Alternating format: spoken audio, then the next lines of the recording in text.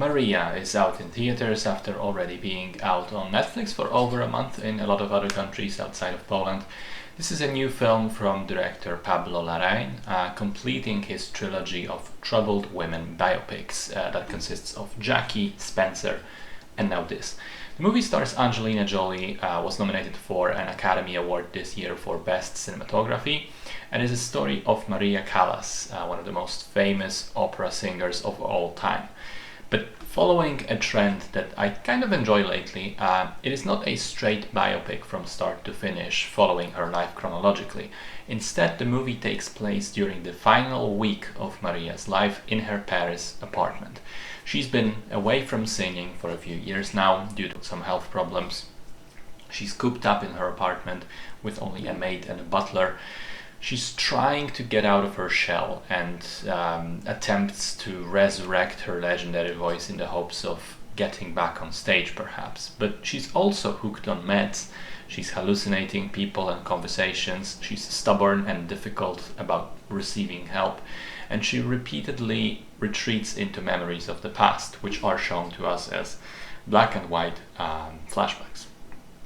So I quite like most of the film. I appreciated how instead of, again, being a simple biopic, it is even more so a character study and combined with a rumination on the passage of time and acceptance of death. It is a movie about someone looking behind at her life with nostalgia, regret and longing, someone who is forced to accept the transient nature of things, transient nature of talent, career, being in the spotlight, youth, fame. It's a movie about aging and realizing that death comes for us all eventually. I thought that Angelina Jolie is terrific as Maria. I mean, I don't know how close she comes to the real person. I've never really been a fan of opera, nor have I seen any appearances of the real Maria Callas on television, but she's certainly creating a very distinct character that is vastly different than herself. I think there's a lot of subtlety in her performance, a lot of pain hidden behind the eyes and the smiles. And she also does some of the singing, although apparently most of the movie is her lip syncing to the real Callas, especially in the flashbacks.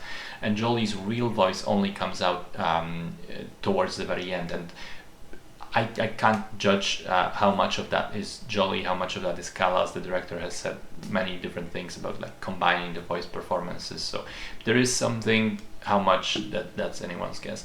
But as strong as the central performance is, I thought that the cinematography is even stronger.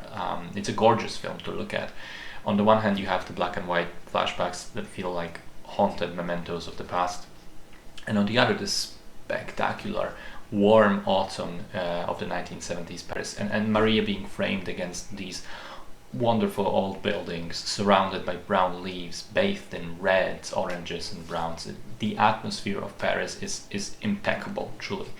My point of criticism would be that as the movie nears its conclusion, it starts to drag quite a lot, and the final 20 minutes or so should have been shortened, in my opinion. You know what's coming, you feel the film getting there, and then it feels like it's hesitating to end. It has like 3 different scenes where I thought this would be the final sequence.